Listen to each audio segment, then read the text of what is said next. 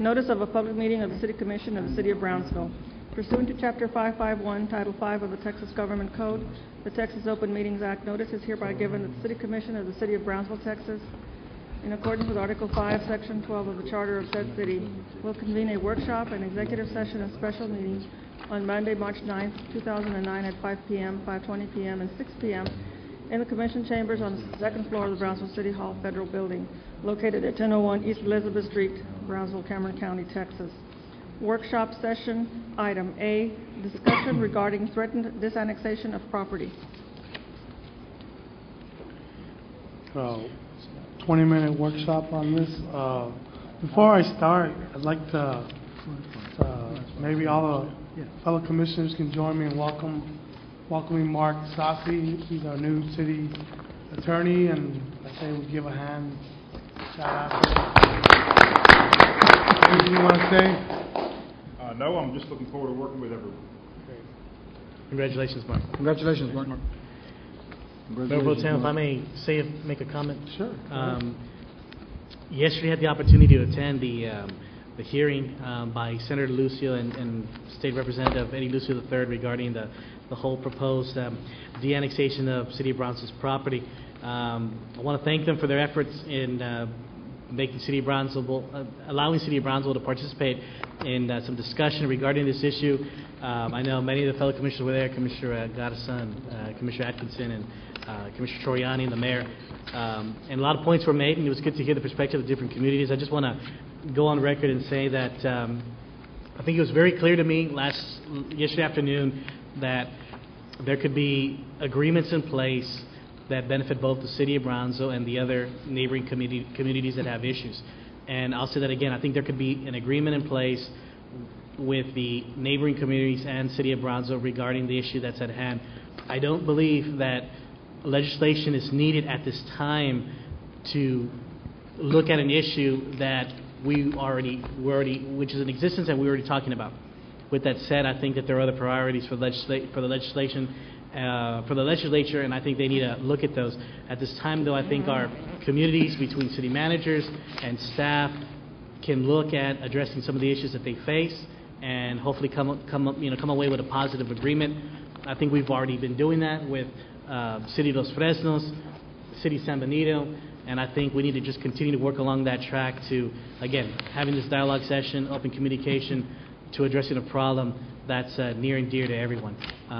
So I just want to go on record and state that. Thank you. And what happens if they still file the bill Friday?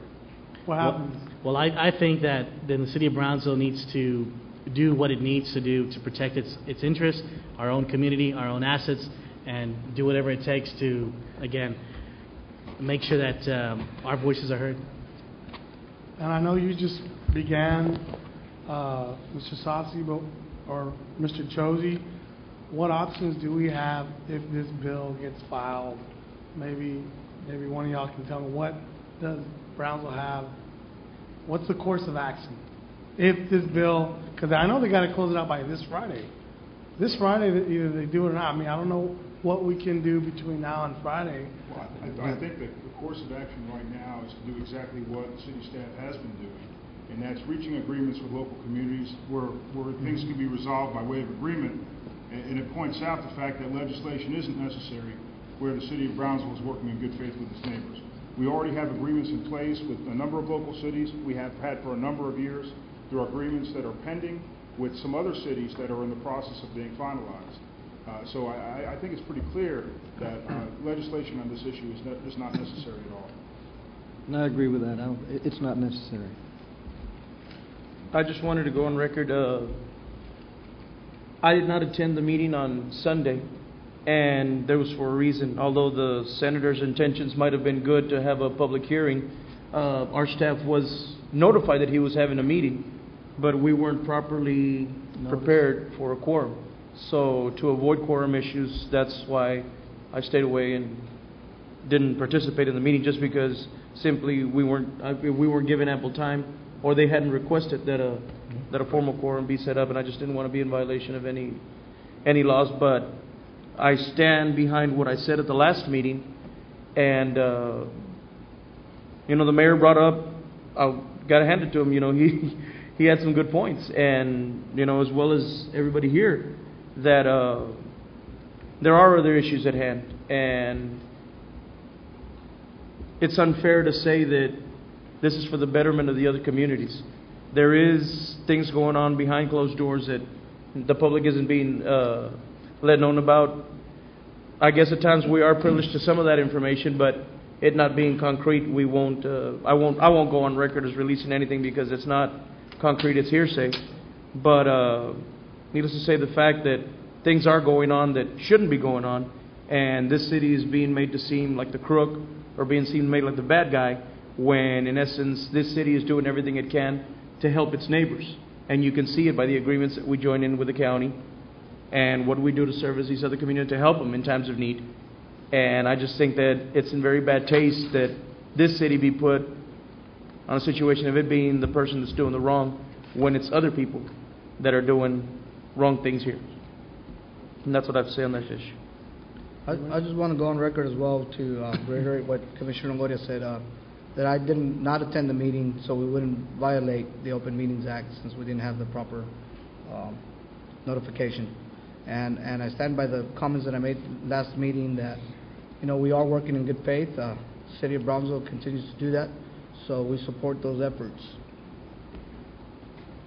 You can I think you folks have covered The only thing I almost have to everything. add- The only thing I have is there were some things. There was a question that was asked by Senator Lucio, and it was asked of us, the commissioners, you, Commissioner Atkinson, Commissioner Triani, myself. I don't think he addressed you, Commissioner. But it was in regards to an email, and you know, initially I heard it was a letter, and now it's an email, and still I think I've requested that emails to me come to my personal email and not the city of Brownsville. But I don't recall ever seeing any emails, and I know that our city manager does the best he can, and in relaying, forwarding information to us as commissioners, and I appreciate that, Charlie. And so I don't know what happened, but I didn't know about this hearing in Austin. If I had known, I would have gone if I was able to go, like I was able to go yesterday. And I just found out about yesterday's meeting, I think it was Friday, right, Charlie? When we were in Washington, D.C., that's when we found out about We it? were notified about having a meeting on Friday. Yeah, which yeah. which was impossible because we were in Washington. But Yeah, and we then, scheduled for Sunday. Yeah. Yes. but we are available, all the commissioners are available, and I let the state's representative, Eddie Lucio III, know that our telephone lines are open all the time, and, because I know he made a remark about that no one from the city would answer phone calls, and so I just say that to the people of Brownsville that we are available 99% of the time, and that's all I have to say. You would like to add anything, Mr. Campbell? No, I think you all got it on the point. I think you're correct in your statements. Obviously, we've been working on de-annexation issues in relation to several cities and communities within the city, Riverbend, for example, and private people requesting de-annexation. So this is not something new to us, and obviously we've been working with the other municipalities. But it's not an overnight situation. We need to really understand their points and see what we can.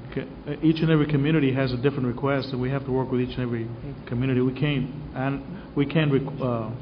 make a decision based on all the requests. We have to follow each municipality's request and see what we can do to come to an agreement.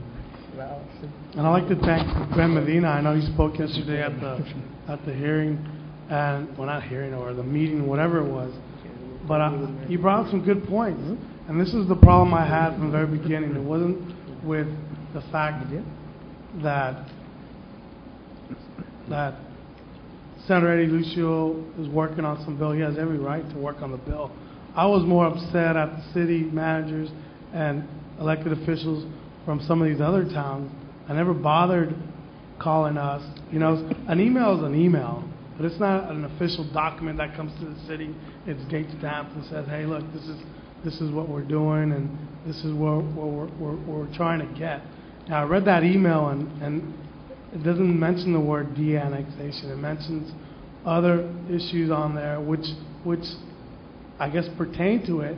So maybe that's why it slipped your mind or whatever of sent it to us. But nonetheless, I was more frustrated with the other cities not coming to the table with Mr. Medina. Mr. Medina laid out a plan. You want help from Brownsville?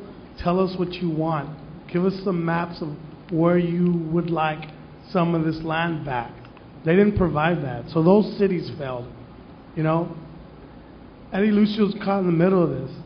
But at the end of the day, we're going to fight for Brownsville. And the mayor of Fort Isabel came out saying, we're all grandstanding. Well, you know what? If standing up for your city means you're grandstanding, then we all have a right to grandstand on this issue, because he has no right saying that, that mayor of Laguna Vista, I'm sorry.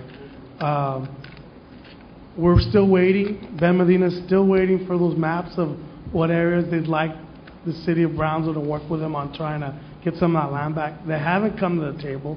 There is no negotiations, but there's no negotiation on their part, because our city planning and zoning guy is here waiting for them to come to the table. They disregarded what Ben was telling them as far as, we want to work with you, come show us where you want to some of your land back. They never did that. So they failed. You know, they felt just as bad as we did by not going to that testifying or that hearing in Austin.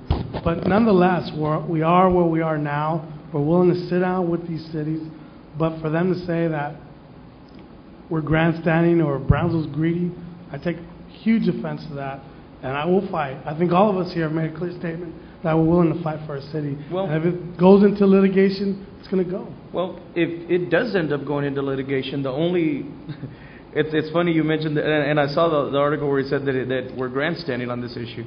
What gets me, and it's not letting the cat out of the bag, it's no secret to anybody, that's where they want to place the new toll bridge to South Padre Island. So, in essence, do your research, and you'll find a lot of interesting things, that it's all about money, and it all ends up being about getting that bridge in and getting it in through their area. And at the end of the day, I'm assuming they just don't want the city of Brownsville to benefit from anything out of you know, because of the ETJ jurisdiction. But you know, there's other things that come into play there. But you know, for him to come out and say that people are grandstanding, you know, I don't know. You know, you smell a rat. Yeah.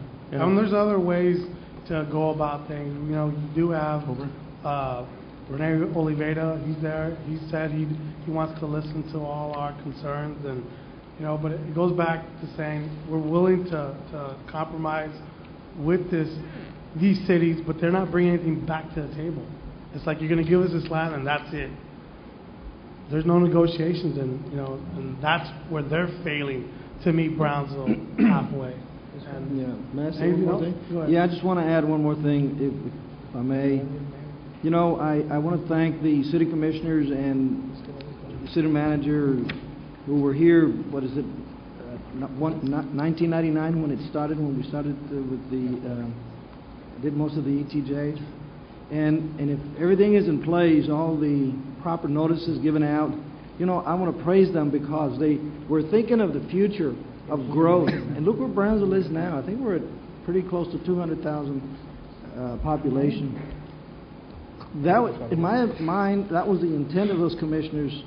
The intent was to be ready for growth, and no other intention, I'm sure, was there other than just getting ready for the future. And here we are. We were smart enough to do the proper applications, do the proper notices to acquire the ETJs. And so I want to thank everyone that was involved in acquiring those ETJs. And for people, on behalf of the Brownsville. For people out there, they need to ask the questions, send messages to the senators, to your House representatives, Eddie Lucio III, Tara Rios, or Rene Oliveira, ask the questions we're asking questions. You know, they talk about we didn't annex Cameron Park. Commissioner Longoria talked about why we didn't annex Cameron Park. But Laguna Vista didn't annex Laguna Heights because they're receiving funds, federal funds. And whether there's a release from the lieutenant governor saying that we Colonia need to grants. address these colonias, well, we need a right to our lieutenant governor too. I mean, we need, there's a change of command, and we need to make sure they get letters from the city of Brownsville on our stance on where we're going with Mayor Pro this. Tem, and let me, you know, when you brought up colonias, this is one of the things that got brought up early in the conversation. And when they gave a time frame of, we believe that you all, in 5 years, should be able to take on the Colonia, take on Cameron Park, or Del Mar Heights, and you know, they put this time frame on a Colonia without even knowing themselves the reality of what those folks in that Colonia live like. And you know, it made no sense. I think from a policy making perspective, if I'm going to put a time frame, I better know what that Colonia has. And I could say, you know what, you've received millions, Cameron Park. Well, they may have received millions, but there may be millions and millions of dollars of work that still needs to be done. I don't know. We don't know that. And so for them to project without knowing the reality of what those folks face is dishonest, and I think something that's just it doesn't make any sense. I think they really need to revisit that. You know, one of the other things I want to just make it real clear was some of the communities were very wrong on our ETJ. There was a lot of misinformation that they gave in the beginning, and we had to go back and counter in the end. So they were wrong about the ETJ. They were wrong about the services that the city provides, or which municipality should be providing which services for that area.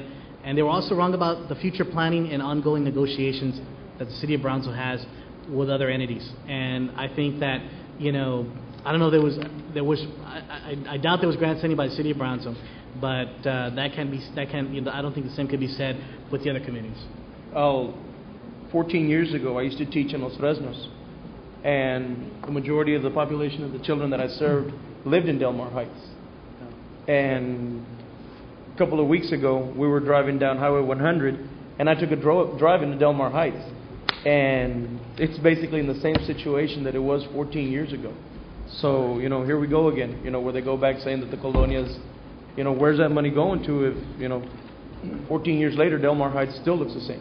Yep. Mr. Trani, we're talking, there's a discussion on the meeting yesterday with Eddie Lucio, Senator Eddie Lucio, and the issue of the annexation of our property, and everybody's had a word. I know you're coming in. Is there anything you want to add? Well, I think that... You want to talk to them? Excuse me. One, I apologize for being tardy. And two, when I was at the meeting yesterday, I think it's apparent that if you have to change the law to make something happen, obviously we're within our legal rights. This is a proposal that would affect our economic development. It's a proposal that affects our ability to provide services, and it's a proposal that may leave a vacuum for colonias in the future, because with the ETJ of the city, anything within our ETJ is required to abide by our building standards. They're required to conform with the inspections, and we in essence are protecting those areas with our standards and rules. That wouldn't be the case if this is rolled back. The county can do some minimal things to protect this, but a city, especially a home rule city, has a lot more opportunity as far as planning and long-term assistance than would be otherwise available. And I think that one of the big things that I saw was we already have agreements, or we're in the process of resolving this issue without the necessity of legislation. And it really calls into question the reasoning behind this move. There's only 140 days left in the legislative session. For them to file this type of bill after a meeting on Sunday really kind of begs the question. So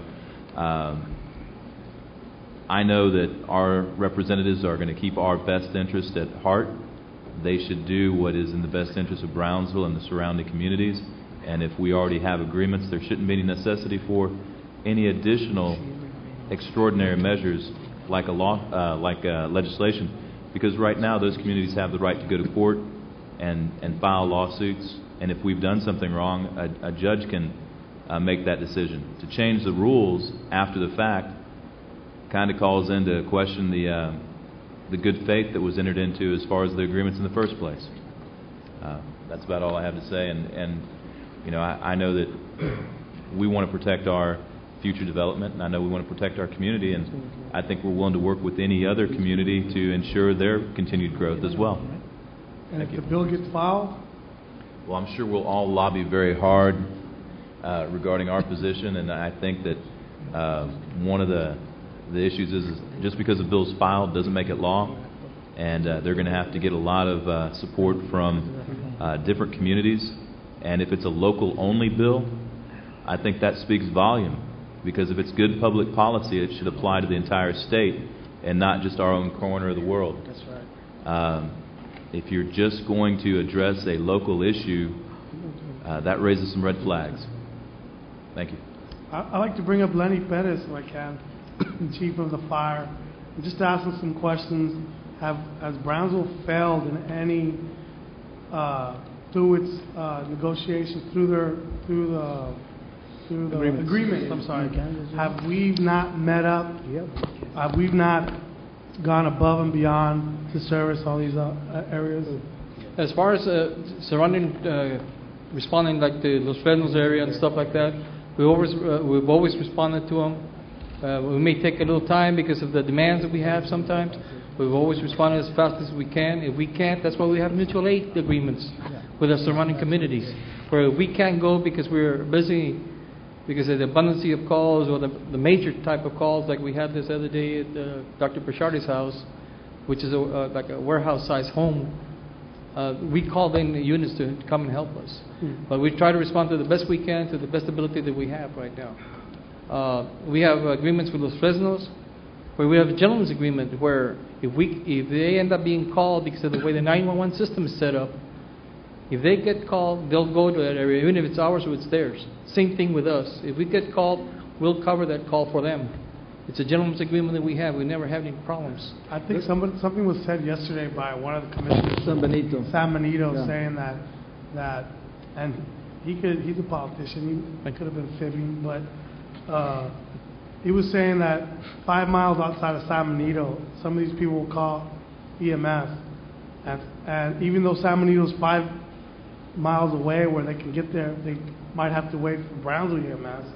And is that a possibility? That's a possibility, but it's not so much for us. That's an ESD issue. Yeah. The ESD has their own Can you tell the zones. people at home what ESD is, because they might Emergency not. Service District issue. Cameron County, the Cameron County Emergency District is their own tax entity. They contract with us as responders. They have zones. There's some zones that even though the city limits might be in our district, the property right outside the county area may be zoned off to Harlingen EMS. So that's the reason why they respond to that. That's their district. I cannot go in there unless I'm invited by them, or they advise me to mutual aid for them. Exactly. So that's why they are going to that. But to your knowledge, have you ever been called saying, hey, your complaints about the way they're getting their EMS service? No, sir. I have I not. don't think so. If I would like to Rick- ask the same of the chief of police, Carlos. I wouldn't be able to speak for him, sir. Does it take I'd rather him. The answer. commissioner from San Benito said 25 minutes to respond. Is that? I doubt it very seriously, sir. If it took us 25 minutes to respond, there was a drop in the call itself. Isolated. Yeah, and it's very, very isolated. I've never, in my history, have seen one take that long for us. Now, have we had somebody come in and mutual aid for us where it takes 10, 15 minutes? That's a possibility, because for the most part, all of us are busy For the doing most something part, else. you responded. You haven't gotten these outrageous calls. Hey, we want y'all to just leave us alone, we want to go with San Benito, or? No, sir, I have not had that type of calls yet. I didn't think so either. Yeah, the problem with San Benito is that they want their responders that they have within the city to respond out. We don't have jurisdiction. The Emergency Service District has that, and their contract is with Harrington EMS. So ESD. ESD, Emergency Service Decide District. that, has Yeah. nothing to do with Brownsville. We have nothing to do with that, sir. Okay. All right, thanks. I'd like to ask the same thing of Chief Garcia. Has the police department seen any problems where you've gotten complaints saying, hey, y'all took too long, or you're not, I'm talking about in this ETJ area that, because there's, for the most part, nothing out there. I mean, what are you going to respond to, rabbits? I think for us, our business, our demand for service is very different than from fire and EMS. We have jurisdictional lines that we abide by. In most cases, those are our city limit signs, or city limit jurisdiction. Anything that's not within our jurisdiction is either handled by another city because it's within their jurisdiction, or it's handled by the sheriff's office because the county has countywide jurisdiction. There are some areas that the city has annexed in the past several years that kind of stretch us out to the limits in regards to calls for service, but they have not been anything of the type that would require us to constantly be out there every single day or 24/7. Our demand for service is, for the most part, within the jurisdiction of the city limits. But And anything else, I'm sorry, Commissioner, anything else, I mean, we have interlocal agreements with other agencies, but in most cases, those are for multi-agency task forces that we work together on and for grant funding purposes. And then we have MOUs also in place with certain other agencies to help each other out. There have been some issues where PD does respond basically right outside the city of San Benito, within the area right past Rancho Viejo. Oh, definitely. We have city limits all the way to the city limits of San Benito along the expressway and 500 feet on each side. Yes, that's all our jurisdiction, and definitely that any type of accident, major or minor, or any type of traffic enforcement, falls on us. Yes, sir. But have you got any calls from any of the cities, like the city managers, or any of these little cities saying, or the mayors from these cities saying, hey, you're not doing your job, your response time? If I get any calls for assistance or any type of help from any other agency, it usually comes from the head law enforcement official in that jurisdiction, whether it's the sheriff or the chief or a town marshal or something like that. But as far as other mayors or city managers, no. Have you, Chief, have you, Chief, received any calls from Riverbend, the Riverbend area, the golf course? Well, Riverbend's within the city limits. It is within the City limits, and definitely we have calls for service out there that we need to address. I think we had a hearing last week or 2 weeks ago where the court ruled in our favor as far as that issue, as far as the annexation of Riverbend. So I think that's pretty much a moot point. All right, good. Now, Commissioner, you did bring up Riverbend. It's not to say that there are not any issues.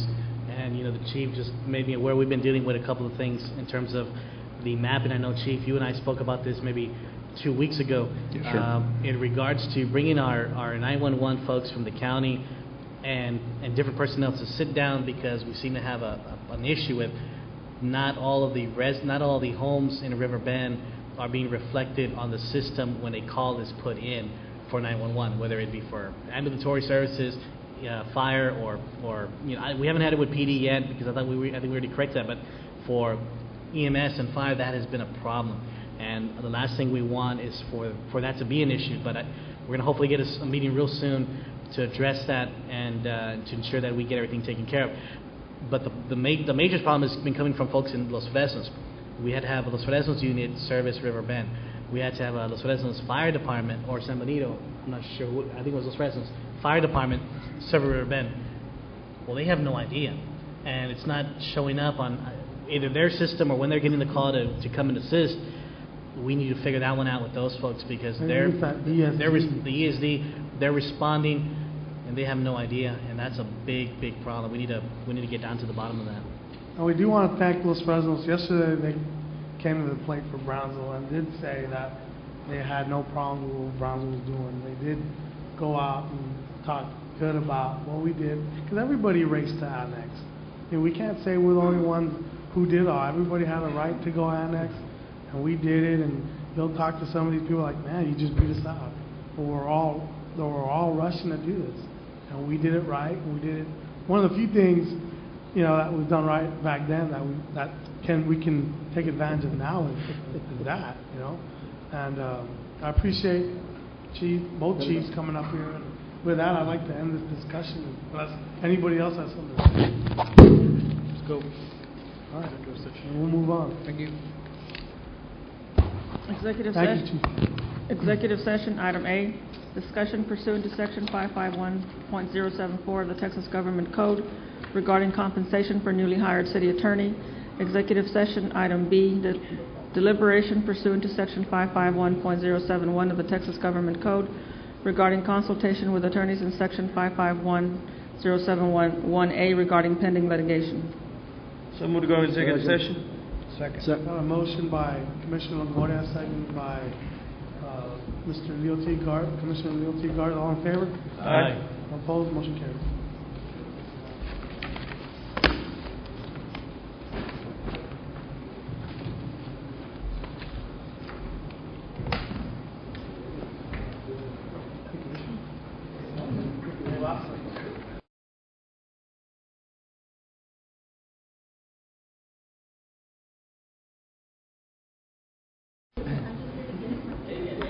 All right, Stella. Let's go.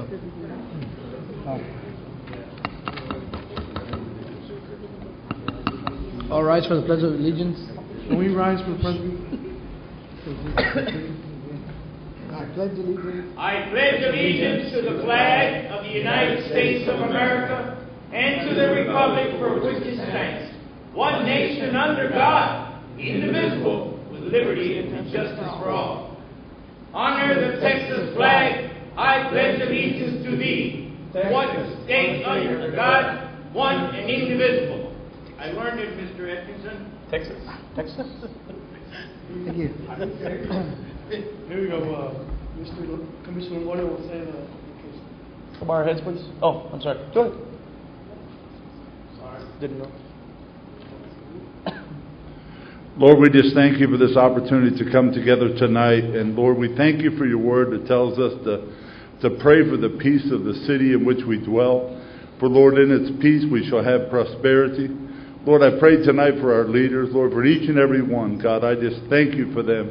I ask you, Lord, to give them wisdom. I ask you to give them clarity of spirit and clarity of mind. Father, your word says, if anyone should lack wisdom, let him ask. And we just thank you for wisdom. Lord, we know that a man, his heart plans his way, but you direct his path. And Lord, we just thank you for your insight, your direction, and your wisdom over each and every leader of this city of Brownsville. And we thank you for them, Lord. Protect them. God, protect our city and make us strong and make us prosperous in Jesus' name. Amen. Amen.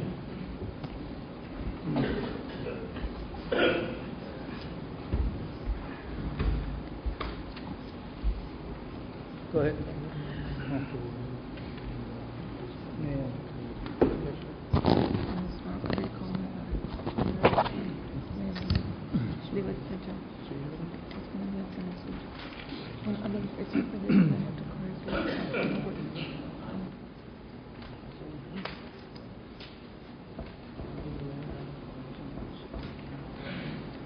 Okay.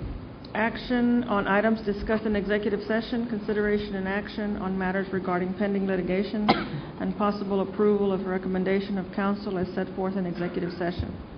Mayor Pro Tem, I would so move that upon the agreements that we've reached with our new counsel, Mr. Mark Sassi, that we come to terms and an agreement as to he will represent us in the 3 out of the 4 pending litigation cases that we have. And on the 4th one, was it 4th? Initiate litigation and find subsequent counsel. Correct. Second. I got a motion by Commissioner Rick Longoria, seconded by Commissioner Cisneros. All in favor? Aye. All opposed? Motion carries. Consent agenda items A and B. Move to approve all the consent agenda items. Second. And I'd like to note that there's an amendment or a revision that was made to ordinance 2009-1100.47 that will be included in the final. Move to approve with the amendment. Second. We adopting the Heritage Plan? Mm-hmm. Okay. I got a motion by who? Motion by Commissioner Camarillo, second by Commissioner Cisneros. All in favor? Aye. Motion carries. If I may, Commissioner Atkinson, I'm sorry. One of the action items discussed in executive session, we also had discussion about a settlement agreement in regard to pending litigation. It's true. And I was wondering if someone was going to call for a vote on that issue. Yes, I thought that was part of it, no? That was the We did, that was portion the you're going to motion. initiate the initial proceedings and then find someone to counsel. So part of the initial proceedings would be for you to wrap up the litigation against that one name co-defendant. All right, that's clear. Thank you. Thank you. Just want to clarify. Added savings to the city because you're taking it on as our city council, so thank you for that So also. that's rolled into the fee. Thank you, Mike. Saving money. No action regarding. No, sir, there's no item salaries? action, no action on that. I think we agreed to pay him 100 million. No, it's not. I thought we were going to have him work for free for a couple more weeks before we had. He'll work for free for a couple more weeks. That's true. We'll figure that out in the next meeting. Next. Item 2, public hearing and action on first reading of ordinance number 2009-898-BB, an ordinance amending Chapter 74 Parks and Recreation of the City Code of Ordinances by amending Section 74.3 Fees and Charges for use of facilities at specific parks, Section 74.9 Alcoholic Beverages, establishing user fees and regulations for parks, and dealing with related matters. Mr. Chris Patterson, newly Director of the Parks and Rec. Mayor Pro Tem, Commissioners, on behalf of the Parks and Recreation Department, I thought this was a very good time to bring this out. One of the biggest things that I've been faced since I've been there is the ordinances. A lot of our ordinances are outdated. Doesn't necessarily mean that they have to change, but going through them, there's a couple that I found were pretty interesting. And that was, believe it or not, 3 weeks ago, and simultaneously all this stuff came about of user fees. And I did give you a packet, just something to look over. It's informative, but just in case you didn't have that, there was only 2 ordinances. One is fees and charges for use of facilities at specific parks. That's exactly Section 74-3. Chapter 74 is Parks and Recreation. The second one was 74-9 is alcoholic beverages. I don't want to go too fast here, so please stop me if I'm getting ahead of myself. The first one that we wanted to address was the fees and charges for use of facilities at specific parks. Since this ordinance was placed, I don't know how long this has been on Chapter 74, but there's a lot of facilities at Parks and Recreation. We have just, it's almost 8 years I've been there, and I can't even number the amount of facilities we've taken over. One of the main things is that with that in mind, you have a lot of facilities that need fees. Nowadays, the expenses are exceeding the growth rate of revenues. So we have to look at it and say which facilities we have. And I did put some together in that packet. And I wanted to be very brief with this and just take your questions. The Event Center, Civic Pavilion, Golf Center, pool facilities, gymnasiums, athletic fields, there are currently user fees that have been applied, and they're good to go. However, the Brownsville... There's no ordinances on them. I've looked through, and there's no ordinance that specifies those. And that's why we're trying to put this ordinance on. But some of the facilities that have come online are the sports park, Lincoln Park Outdoor Pavilion, just some different pavilions that we're looking at sources of revenue after getting with Pete Gonzalez. And there's some minor things that need to be taken care of. Anybody here to oppose it?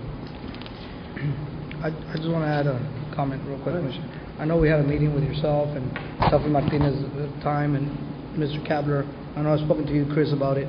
What I want is that the regular families that just go out there to use the park, that they're not being charged. Right. It should be a service. If we're building parks, we should be able to, let people come in and use them. That was my deal. This ordinance will secure that. Is that what we're saying? Can we see the language that you're proposing that would secure that? Because yes. I agree with Commissioner Cisneros that if I'm, taking my children out there and I want to, use one of the park fields, et cetera, and it's not an organized team, et cetera, then I should have access to it. If I'm going to bring 1,500, 2,000 kids, well, then I need to pay for the damage, et cetera, that could be caused by my 2,000, 3,000 kids. Correct, and that's where it is right now. It's at our level, as far as Parks and Recreation, we'd like to propose that. We'll propose it. Right now, we've already taken care of the issue of the public use of fields. And there's a difference between recreational fields and athletic fields. If you'd like to take your children over to the park, there, at least, for example, the sports park, we've already in the last couple of days identified 1 to 2 fields that are public use only. And the difference between that is if somebody wants to take a team out there, they're already part of a league, they're already paying for their league, and they do have practice facilities. We do not charge youth leagues for practice, games, or anything. Our number one concern that I've been hearing the last week, somebody wants to take their kids out there and play. We're not charging them. We never have, and we're not going to. These are our city athletic fields. Once the leagues are done, people want to go out there, people cannot lock people out of the facilities, and we will put that into words. I hope that covered some of it. Some of it. I'm sure there's a lot of other issues. There's a lot of issues. That was one of the big issues when we took over the Boys and Girls Club was the people being charged a huge amount of money to participate in the Boys and Girls Club. So the reason we have 75, 80 basketball teams ages 8 to 12 is because we've relaxed that or almost eliminated that issue of continuously charging kids to participate in athletics that is controlled by the city. We just need to control these organizations in relation to the utilizing the fields, which disallows other people from utilizing the fields, such as you or your families going out there and monopolizing those fields. That's what we're trying to work on. And there's been situations, not to mention any organizations or just keeping it in general, that used other parks in the city, and then regular people, just that weren't involved with those organized sports, came in to try and use the fields, and they were being told by people that have control of the practice facilities, hey, you can't be here, there's our fields. And that's not the case. Is that correct? It's not the case. I don't want to see that. I want to see the fields being open to the public. If they have an organized league, it's the case if they have a game that specific time. If there's an organized game going to be played, that yes. But we'll always make. The concern is when there's no activity, the parks are not being utilized. You're right. Anyone has the right, if you're with your family or some neighborhood children go out there, they have the right to go out and play. There'll be designated areas available all the time. Exactly. The sports park specifically, yes. Some of the other is parks. There going to be a posting on the internet or on some other location where field occupancy or when games are going to be played? I know other communities do that. Right. That way, I know everybody doesn't have access to the internet, but at least there would be a location where it was posted, and so you can know if there's going to be activity on the fields that evening or. Specifically the sports park, and this is why I'm issuing this. We'll actually have signs that say for public use, not for games or practices. And at this point right now, based upon the lack of, we have enough personnel, but we didn't expect somebody to go babysitting a field. We just want the public to go out there and make sure that there's a field that they can use and it's posted. And you drive up, you're going to the soccer fields or multi-use. You'll see the fields designated. And we'll actually alternate those fields so they don't get overused. But we will have that, and also on the website as well. Mr. Perez, did you want to say something? Mayor Pro Tem, I'm sorry, I have a couple of things. Chris, first of all, one, this is not you want this voted on tonight, is that correct? Because my only problem is that we received this today, and I shared this with you earlier. I'm going through it, and I've already found a couple of things that have some questions with. But in terms of proposed ordinance and the way it's usually filed, this is good information. It's good detailed information around Rock and what the fees mean to them and how do they impose them in the cities. But for example, in the cover page, on the third paragraph, I think it's the third sentence. The main reasons for the existence of user fees is that when any member of the community wants to utilize a public area for their own private use, they will pay a fee. That's not the understanding. What we're talking about is if a league Right. wants to use the field, that there would be a fee to them. Which part of that? This is the third paragraph of what we had attached, Parks and Recreation, March 5th. What section? Okay. The third paragraph, and so that strikes me as, okay, well, that's not why we're charging the fee. Those folks, our citizens that just go to the park aren't assessed the fee. We're talking about a league, Right. whether it be, the Pony League or the Boysa League, because they're charging a cost to the youth. They would be assessed a fee to use our fields for a period of time, not for the general family that wants to go Right. and picnic or however. And that could be expanded upon, because basically that's intended to say that if someone's having a family reunion and they drive out to the sports park, they drive out there and they take the 2 fields for the whole entire day, they've left the public out. They're not paying for it. That can be changed, because that's more like the Civic Pavilion or the Event Center. You're renting it, it's a public facility, but you're taking away from the rest of the public. So when stuff like that happens, user fees need to be applied. But we're working with that internally. I just wanted to bring this across, because I think this is the most effective way to take care of the user If you fees. go to Ringo Park and try to get one of the picnic tables, they're gonna charge you to rent it. But when you rent it, it's for you and your family there. Somebody can't come up and say, hey, here's my ice chest, I wanna be here, I pay taxes. Well, you made the effort as a private citizen to pay to be there. And you have 50 people and you want it for yourself, and you have a right to rent it out if you want. Now, if you just go just to show up out of the blue to play ball, then no, they're not gonna. Right, but the same thing is, if I want to go and have a cookout in one of the little huts in Dean Porter Park, I don't have to rent that. It's a first come first serve, isn't it? The small ones. The small ones, The yeah. small And that's ones, what we're talking And about. that's what I'm To make- talking about. If I want to go to a small little hut and cook out, To make it available for I don't families have to to- go out there at no charge. And that's- families don't have to pay for it. But if you go to the Ringo Pavilion inside. Well, no, that's a Yeah, but different that's a story. bigger. Yeah, that's a event. different story. It's a planned deal. That's a venue. Yeah, Generally, that's a venue. like what you're saying is That's it's exactly what it is, because it's a larger facility. A picnic table and one pavilion's not going to take any away from the city. Brownsville's one of the last. As long as we have cities in the designated state areas where the public can use it at no charge. Right. I mean, because it's a quality of life issue. Right. No, I understand. Chris, my other question was on the fourth paragraph. What page you on? The first page. Oh. The second sentence, if organizations pay you to play in their league, our department will charge the league to utilize city athletic fields. That means I think that's incorrect. It's not if they pay the youth, that's if they charge the youth.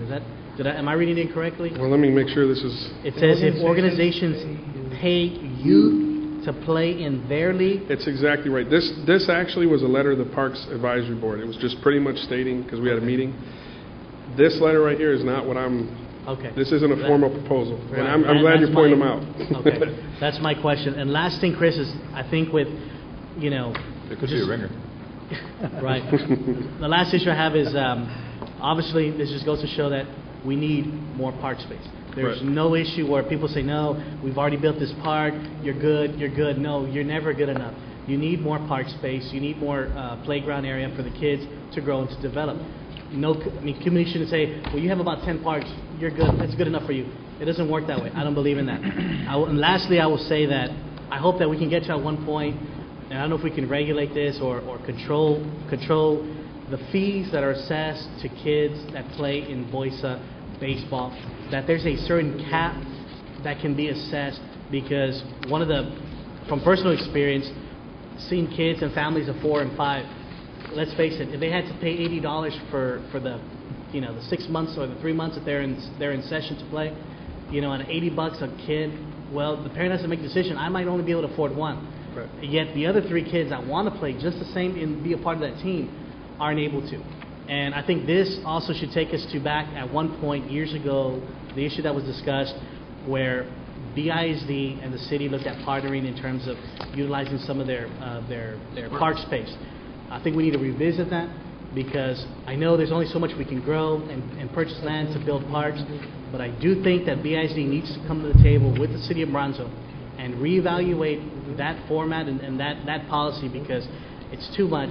But every kid should be on the team so they can learn sportsmanship and learn what it is to succeed, and ultimately what it is to learn how to play a game. And just to back up Boysa for the record, Commissioner Camarillo, if they have kids that can't afford it, they let them play. They find ways. They'll find sponsors. They'll find somewhere to get these kids to play if they want to play. And Boysa's real good about finding. And just like our football league, the city of Brownsville, has its own football league. So we didn't charge like other cities $180 to play football. We charged $65. And that's the benefit of being a city-sponsored league, because we knew all those registration fees were going to go back to the city of Brownsville. Unlike Boise, who charges $80, that goes back to them, and it goes to they pay whatever memberships they belong to. And I agree with that, Commissioner. I think we set the precedent, and it's a good deal. I just hate to hear when, they tack on an $80 fee and then a monthly fee for the coach to coach the kids. I've coached T-ball. I know many of you all have coached. I've never made a cent off the kids.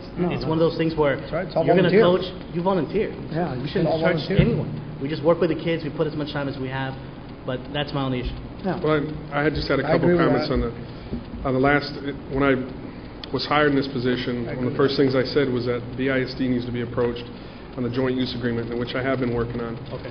There are fields in the city, but they're not just City of Brownsville fields. There's BISD fields. We have ample fields. If you go and you see how many gymnasiums in this city are, there's many gyms. It's a proactive approach.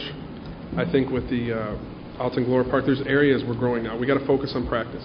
Those are less expensive to operate because they're very minimal. I think that's a big issue, is because you've got the team and you've got the games scheduled, but where are the kids for basketball or baseball? Right. When my children have been involved in those sports, locating a practice location is difficult. You're scrambling around to talk to principals and whoever else to get access to fields. Borrow schools, Or out in the field that has, it's just a regular, pasture. That's what we're trying to. I'm not even gonna say we're trying. We're actually doing it. We're gonna get to this. It's one of the first I always say this once a year, that when BISD decided to fence their open space areas, that put a damper in our city parks. And there's a picture up there of Oliveda Park. That's 11 months of use, constant use. At the end of the day, the grass doesn't have time to come back, and it causes strain. And there's a picture here of these lights, and Chris, I appreciate, researched the lighting at Oliveda Park. They put new lights in there 4 or 5 years ago, and the lifespan and the warranty on those lights were supposed to be 10 years. You had a warranty on these lights for 10 years, or the certain amount of usage leading up to 10 years. Kind of like when you buy a car, bumper-to-bumper warranty, you got 3 years or 36,000 miles. Well, within 4 years, we have no more warranty. So if any of those lights go out, guess where it's coming from? Our general fund. We don't have the warranty, and they used 10 years worth of electricity in 4 years. So that ruined our warranty on these lights. So any repairs now at Oliveda Park has to come from somewhere. And the way our economy's going, it's either raise taxes or find other ways to. Well, what I'd like to see is if you can maybe fine-tune the proposal and then maybe bring it back on the 17th. Is that the next meeting, the 17th? Huh? No, go ahead. Third week in March. No, we can get it done right, I mean, This is a big deal. I think we really want to get the schematics in place. Hey, this is what's up. I mean, you're affecting thousands of people if you start looking at the teams, the people that go out there and use them. One quick note on all this: we're not going to do anything with user fees as far as leagues. The only thing it's going to affect, as it states in here, is Morningside Park Softball Complex as far as user fees and the sports park. It will not change anything with our youth leagues, our practices, facilities. Just a quick note on this. Oliveda, when they put the pictures up, those were just taken today, these pictures. I was the one that was there when we put the turf in. That was about 60,000, 70,000. That money's gone. The turf is gone. It has to regenerate. So if we have more field space, we'll have less usage on these nice fields, which will in turn save us money in the long run. And we're not going to gain all of our money back with user fees to maintain them. No, it's impossible. Right, and but we're not in the business of making money off of the fields. Right. But we do need to find a way that we can rotate the fields and we can keep people off them so the grass can grow back and that they can have a longer life expectancy than what we have right now. Because that is the way it looks, and that's that's not good for the players. It's not good for the participants or anybody else. And I'll give you another instance. This weekend, I was at Morningside, and there was 30 teams that BISD invited. BISD got the use of Morningside Park, and I think they paid the city $200 to, yeah, and they used the lights all 3 days. They charged entrance into Morningside. They charged over 1,000 people to walk in there to look at their teams play. You know, my daughter was one of them. We paid for our daughters and to get in there. You didn't protest? Huh? You didn't protest? No, well, I had my little jabs, of course, but at the end of the day, the city of Brownsville had 3 employees at all times. They had maintenance going in there after each game, would mark the fields with city of Brownsville chalk.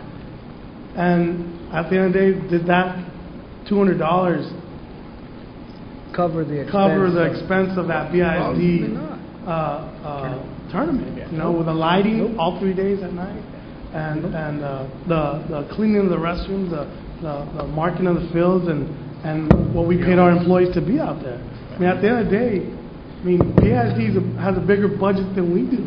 You know what I mean? Yeah, they gained far more than we did, and I think that's where we need to go back specifically, as I mentioned, that research would be and work with BISD, because I think we could solve or at least make a dent into this major issue if we get some cooperation with them, and I think they'd be open to, again, some sort of type of agreement with them. And like I got a letter from some constituent saying, hey, go look at Olivetta Park and see all the voters that are there. Don't be messing with what's going on. I mean, if I have to worry about whether I'm going to survive my next election, then I don't belong here. And bottom line, I responded to him was, go look at Olivetta Park and see what it's become. Right. And if we let the sports park get like that, then we're never going to bring state tournaments down here. 3 years ago, we fenced in Gonzalez Park, and we nearly got lynched when we when we did that. And but they tried. You know, the guys were out, about a month and a half, 2 months? About, roughly about 2 months out of the field. But we set a schedule. They play on Wednesdays, they play on Saturdays. And they let the field rest for 3 days. And then they come back. Chris told them, and Skip told them, you want to come in and play from 7 in the morning to 10 o'clock at night? Knock yourself out on Wednesday and on Saturday. And you let the fields rest for the next couple of days. And these people, these gentlemen and these kids now, they go play on grass. Nice, you know, it's a new concept. Instead of on dirt and you know, education. I just had one quick thing. I didn't want to leave this without it. One of the things we're looking at right now is recreational sports, athletics. There's a big difference, and that's where the youth sports. Tony over there has been doing a great job with it. We would like to see some city-sponsored leagues, and Boysa will not have any problem with this. On the non-Boysa times, dates, where kids can actually go out there and play recreational soccer. There are travel teams. There's kids coming out there with uniforms. I coach a summer basketball team. We have beautiful uniforms. I mean, and you go out there and see kids with T-shirts, it's not right. We're going to try to do this at Gonzalez Park, Olivetta Park. Parents can bring their kids, pay a real small fee, and it's recreational. That's what we're trying to address. Last week we met, Commissioner Camarillo, last week we met with the president of Boysa, and we've talked to the kickball people, and they understand. They just needed to know what the parameters were. And this ordinance of giving the city manager direction to direct Chris Patterson on how to set fees is something they need to, and they'll work it out. And there's a park board, and they've been conditioned in the last couple of years to start thinking about other ways of, we don't want to raise taxes. And how other way can we do this and help these parks and rec people maintain these fields in a proper manner than to do what every other city in the state of Texas is doing, probably the United States, is charging user fees for organizations that participate on city fields. You know what I mean?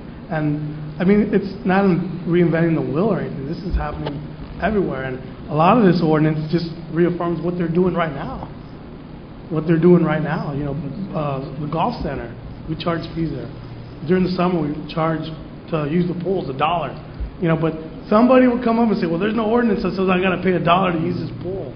And this just gives them protection. Say, you know what? We have the ordinance. It's here. You will pay $1 to help maintain or pay for staff or whatever. That's all it does. That's all this ordinance does. It's a reaffirmation. Is there anybody else that has any comments other than us? Go ahead, Mr. Pettis. Do you have a comment? I'd like to have Thank you. I have a couple of questions about the ordinance. I know it says that the city manager, you're giving him authority or the designee to develop. I'm sorry, am I not talking about it? I can barely hear you, Commissioner. I'm sorry. Don't worry about it. You're giving the direction to the city manager to develop fees. My question is, in the amended ordinance, it doesn't specify whether these fees will come before the Parks and Recreation Committee and then be forwarded to you all so you can approve them. Because, for example, I think the Brownsville Event Center has fees in place. Are those fees currently approved by the city commission or by any city or past city commissions, or does the city manager currently have the authority to set whatever fees they want to? My personal opinion would be that since you are our elected officials, that you all would be able to approve approve or reject any fees that are placed on the citizens of Brownsville. That way we can have some accountability and some transparency. Is there any clarification that somebody could tell me that? Since, I mean, I know a few of you have been here quite a while for that question. From what I was told by Director Chris Patterson, some of those fees, there is a MOU, Memorandum of Understanding, and we trust what our city manager is doing in setting these fees. I don't know if there's a direct ordinance, but we'll look into that. Well, my question would be, is like, let's say, for example, the city, I'm not saying the city manager or anybody in the city government is going to plan on increasing fees, you know, dramatically, but it may be some sort of amendment to this ordinance where the city commission will not allow a 5% increase or in a given year without some sort of oversight, because I feel that this commission should be some sort of oversight. I don't blame y'all for trusting City Manager Kabler. He's an admirable person, so I don't see why we wouldn't, but you all are elected officials. I'll be honest with you, that Brownsville Event Center is booked for the next 4 years, so obviously people are pretty happy with what the fees he's directed the Brownsville Event Center. Yeah, but I'm just saying, like, if let's say City Manager Kabler says, well, we have a lot of people using the event center between Thursday and Sunday for quinceañeras or weddings or whatever events they have.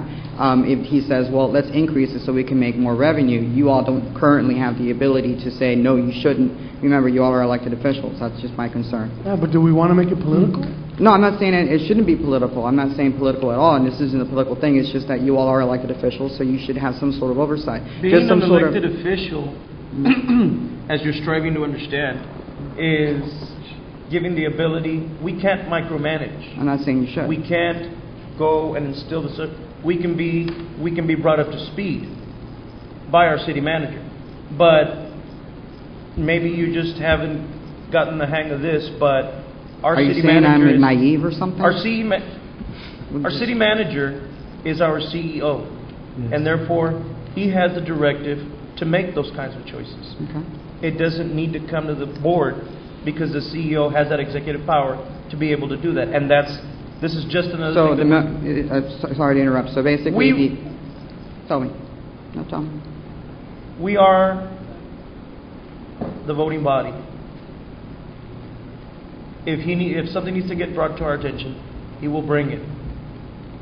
We're here to apply the law and to bring it upon. It's his job to do this.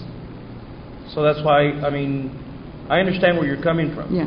But what I'm getting at is, this is his job. This is what he does. And we're just affirming the right, as policymakers, that it's his right to do it. That's all it is. I understand that. And I'll be honest with you, before this meeting took place, and I've been working with Chris Patterson for a while, Skip when he was here, the Parks and Rec Board, when I have a chance to go over there, we got to condition these people about what we're trying to do and why we're doing what we're doing. It's gone to a point where if Boise wants to, they can bring all those 1,300 kids here. Is it supposed to scare us commissioners into saying, okay, don't charge nothing, let's keep getting it from the taxpayer. Let's just raise taxes because we can't fight this organization. I don't want to play like that. I'm not going to play like that. That's why we give him authority so he can do it. And he'll set it right. He's one of the most fairest guy I know. And let him decide how these fees should be charged. You know, there's a thing on the table that if Boise, per kid, 1,300 kids, pays $5 user fee, they're willing to do that. They're okay with that. We've sat down and done the politics away from here so we don't all look like mayhem over here no more. We sat down with these people. They understand now I wouldn't have tried to put this stuff on the agenda if we didn't meet with these people. Get the politics out of this room. We're doing what's right for the people of Brownsville, for everybody. The kids that don't want to be in the league, they're going to have a place to go play. That's what it's about. I'm not disagreeing with you, Commissioner Atkinson, and Can I ask a question? Yes. Basically, I understand your question to be, where is the money going? And secondly, how are the fees set? Is that correct? Partially, yes. My essential question is there any way where you could say, as a protector or an oversight of the commission, of the citizens of Brownsville, that no fees will be in place, increase within a given year more than 10%, as it is, you come see you all. I believe you all have some sort of ordinance with regards to purchasing what items are purchased by the city. As far as the minimum amount, et cetera. Right, exactly. Right. One of the safeguards would be the budgetary process. We're going to talk about revenues and basically expenditures throughout the budgetary process. When this comes back on the 17th or whenever it does come back, I'm sure there's going to be, just like what I've seen in the documentation, an average of what the fees would be. We can sit there and discuss parameters for raising it within 10, 20%, whatever that would be, and that can be worked into whatever ordinance we have, and that's not necessarily a problem. It just becomes a question of, are we going to set those parameters up front, or are we going to do it as part of the budget process in September? And to answer your question right now, I don't know, because I just got the packet today. I was just bringing to your attention But that's the a good public point. hearing. The other question I have is maybe somebody can add this to it, as regards to nonprofit organizations who use park resources. I understand that this is specific to sports, but there are nonprofit organizations that do use city parks. Is there some sort of fee that will be assessed to them or not? I'm just curious. I'm just asking this question. Y'all can look into that. And that's pretty much all I was asking. I appreciate it. And I don't have public comment, but I wanted to say that this is probably one of the best commission meetings I've attended in the many years I've been here. And I don't know why it is, but seriously, I commend all 6 of you for doing this and you actually talking. And y'all did a good job, so I appreciate it as a citizen. Thank you. Thank you. You do approve this one? I'll just make one quick comment, well, slightly quick. Very quickly, all of our facilities, if they're nonprofits, we're going to start to be able to take something down where they still have to file a user agreement, and we may not charge them in certain areas, but there's a deposit needs to be placed down. That's one of the reasons why I'm looking at the ordinances, because honestly, the ones that are renting the facilities, especially like the Civic Pavilion, it's rare to have to take someone's deposit because they take care of it. They don't want to lose their money. For instance, a nonprofit wants to come in and use a park. There's a big old uproar if I have to ask for a deposit.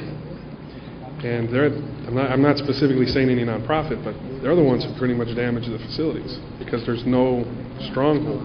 Right. I just want to make it clear, I will come back on the averages, because we're not really wanting to push more, we're just wanting to bring it to where it needs to be today. It's equitable. So, and I just to add this, not against the city secretary, this part of the packet wasn't part of what was forwarded, so I just want to hope you accept my apology for that one. It's more of an informative packet for you, so you can come back and get me. Let me ask you something. Has our new director of Parks and Rec, city staff recommends this, and I appreciate you bringing it to the table, just to start a new process of how Parks and Rec is being run all over the state. And I appreciate you bringing it to the table, dressing up in a suit and stuff like that. City Manager Charlie Kabler, as our city manager and in charge of this ordinance, how do you feel about this? Well, I think along with staff, we can work out a good program. Obviously, like Commissioner Triani stated, when we do the budgetary and present the budget to the commission, if there's any issue in relation to anything that's on the budget, we can bring that up. And if there's a concern with any fee or any ordinance, or we can discuss that during the budget process. Okay. Can I get a motion to close this? Some move to close. I got a motion by Commissioner Camarillo, seconded by Commissioner Carlos Cisneros to close public hearing. All in favor? Aye. All opposed, motion carries. I move to approve this ordinance based on recommendation of city staff and giving Charlie Kabler the authority to set such fees as it states in the ordinance and getting it done. Yes. Can I get a second on that? I second that. I got a motion by... Commissioner, just to make a comment, Let's do a vote at this point because we've already gotten a second. Was there And, discussion? So I would say. Did you want to discuss it Yeah. still? Go ahead. I just want to say that, again, I'm not inclined at this point to vote in favor of it, not because I don't agree with the city manager nor Mr. Patterson. I think they've done some great work. Again, we just received this, and prior to last time we spoke, council would always say, if you just received something right now, we need some time to review it. And Chris, that was my only thing. I really want to take some time, and I want to include some points when we do have an ordinance to come into play, so that we can include as part of this. Does And the that would be the commission only feel- thing I would pull Like I away said on. before, and I'm in agreement with Mr. Camarillo, we just received this information. I would feel better if we had an opportunity to review it. It got fine-tuned a little bit, brought back on the 17th. There's still a second reading, though. Yes, it takes Well, two but readings to approve At it. the same time, I don't want to approve something and have to, change my mind or my vote on it. You So- can't, I'm sorry, but can I interject in Go ahead. parliamentary procedure? You can't make a motion because we're in even number board right now. Okay. So you would, in essence, that motion doesn't Okay. stand If right. we're looking at So since the that motion doesn't 17th, stand, if how we're looking about at... I'm sorry. I If apologize. we're looking at the 17th for revisions, and then I will withdraw my second. Go ahead, you have a motion? I'd say if we can just table this until the 17th and bring it back, and if you've got any Second. revisions at that time, please get them ahead of time so that we can look at it and we can start discussion. Yeah, it's- No problem. it's only a Just to be clear, I wanted to, it's my first time up here like this. The reading that we're doing now is just to grant the city manager authority to set the user fees based upon the commission. That's why I didn't prepare specific fees. So the next reading that we have, are we going to continue? No, we No, we're don't, not- we we're don't not need to passing it know at this the point. fees. Okay. We don't need to know the fees. Okay, that's what I'm saying, because I will get some more details for you then. I just wanted to be clear before I step down. Okay. I'll get you more information. So we'd pass it at this time, or I'd move to pass it at this time. I don't know if I'll get a second. You moved to the table, right? Yeah, David. Well, Got a motion by Commissioner Charlie table, seconded by Commissioner Camarillo. for the- All in favor? Aye, for the 17th. Thank you. Motion carries. Thank you, Chris. Thank you. Public comment period. Mr. Dagoberto Barrera.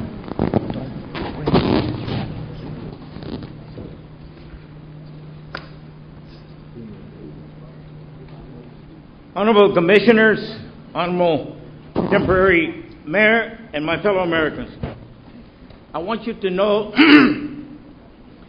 that the people that come to talk to you about the different issues at hand are people that are really interested in the involvement of this city. Please don't think that they come as gripers and agitators, because we're not. We're interested in the city. And if it wasn't for 4 or 5 of us that come all the time, and somebody mentioned the other day, it's the same 4 or 5 people, well, maybe it is. But think the other way around, please.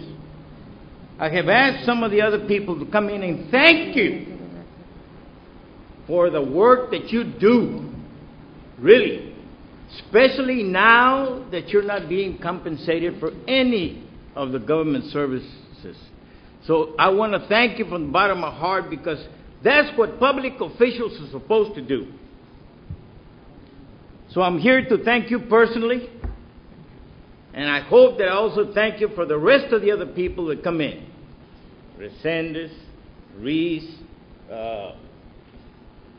Ureste, and so forth, because we appreciate what you people do. Another point. I have not been available to come and talk to you for the past 2 months. You probably say, that's good, but we don't want you to come that often. But my doctors have found that I have prostate cancer in my glands, and that I have finished my treatments already.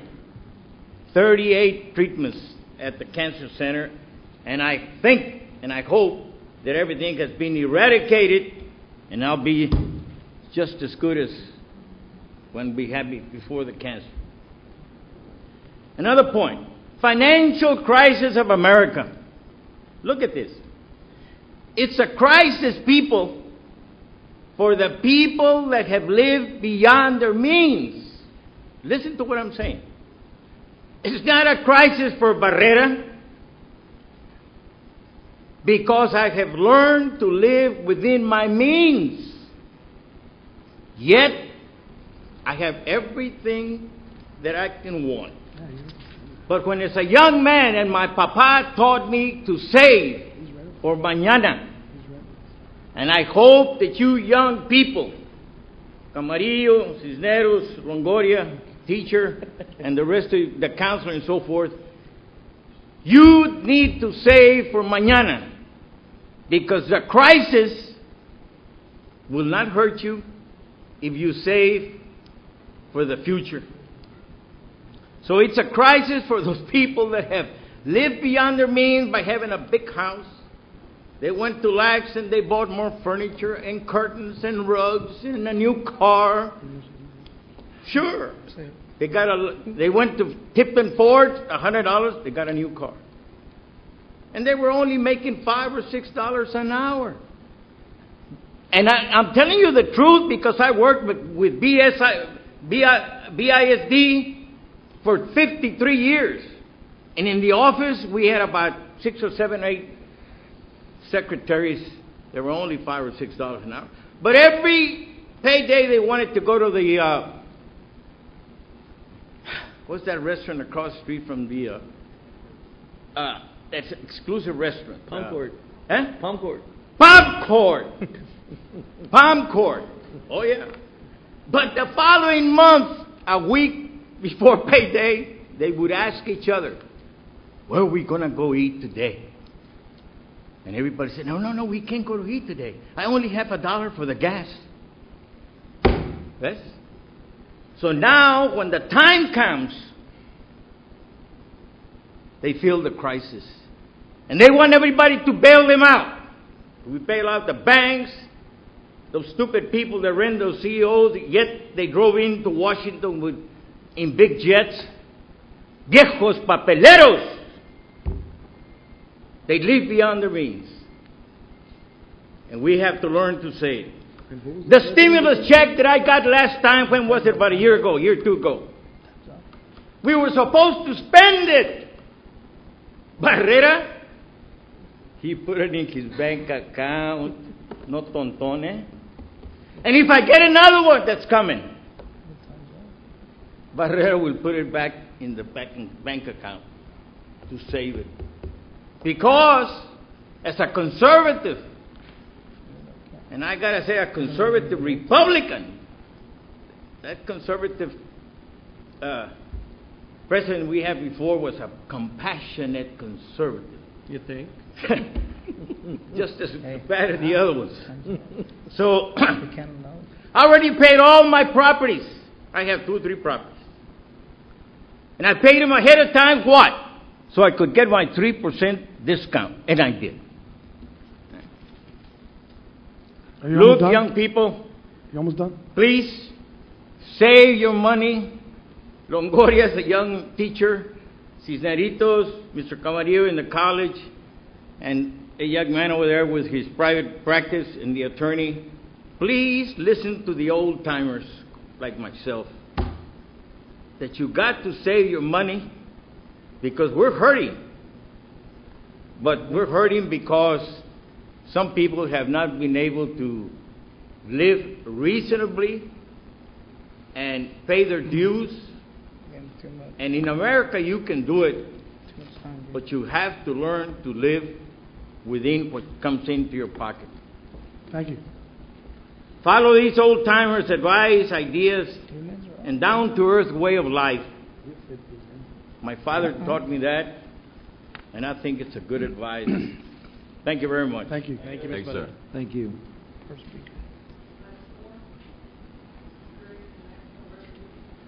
9-016, opposing any legislation enacted by the state of Texas, voiding, disannexing, or otherwise invalidating any annexations undertaken by the city of Brownsville and dealing with related matters. Honorable Mayor Pro Tem, Honorable City Commissioners, at the last resolution that we passed, that you all passed, the mayor did voice that he wanted a second resolution. So this is it out. At this time, I'm going to ask for you to table this. I believe the other one was passed. To table it? Well, I believe the other one was passed. right? The other one was The passed. other one was passed as worded. Move to table. Second. And wait, just table till the mayor is here. I don't know if he's seen this, but he requested a second resolution, so. I would assume he would request it be passed. It'll just be two resolutions. He requested a second one with his Yeah, and- languages. His language. Right, and we did get and he voiced a letter that he had sent. Yes, sir. We tried to capture some of those points from that letter. It's not the letter verbatim, of course, but some of the points that we. Which could- letter are you referring to, sir? The letter he I wrote? didn't get a copy A of that. letter he wrote. I didn't get a copy of that He either. read it yesterday. Oh, Let that's me right. ask Mr. Sassi, and I know you're not on the job yet, but, what he's trying to put in, some of those points he brought in yesterday, he wants them in the record for the city. Can't we just, the letter that he has right now, just put it part of this meeting and Part of the record. part of the record for this meeting? So, I mean, what does it do later on for litigation? Well, It's part of the record, right? I mean, the letter could be read into the record by the city secretary. Can the letter just be offered into the, Yes. Well, I think without we'd it like- being I read, think because we- it's already been, Well, I don't want to put I read the letter, and I don't want to put my name on that letter, because of what Well, could that's what I happen was down the road. Just going to get into is we might want to receive a copy of the letter, because I haven't received a copy of the letter. I haven't received a copy. And that way we can decide if we want to put that letter as part of the record or not, because there might be some things in that letter that might be objectionable. Right. Yeah. Now, Ben, this is not what we passed last time. This is something new? This is brand new. Brand new. And he mentioned the letter, and he wanted some of those points, so we took some of the points from that letter. Okay. But you're asking that we table it at this time? Yes, I don't think he hasn't seen. yeah, this. move the table by Commissioner Kama. Go ahead. This is going before the floor in the Senate on Friday. By us waiting until the 17th, that won't in any way hinder when you go to testify on Friday, or? We already have a resolution. We already have a resolution. Okay. We already have a resolution. We have a resolution Doesn't have the objecting 7 to point. the proposed legislation. And what we heard yesterday was that, according to at least Eddie Lucio III, was that there was no proposed legislation, that they were just talking about it. But I mean, We'll see. we'll see. Well, there was a motion to table it by Commissioner Camarillo. Do I get a second? Second. I second. Second by Commissioner Cisneros. All in favor? Aye. Motion carries. I move to adjourn? Second. Motion by Longoria to adjourn. Second. All in favor? Aye. Motion carries. Commissioners, thank you for not Thank you. raising our taxes. Well, thank you, Mr. Mayor.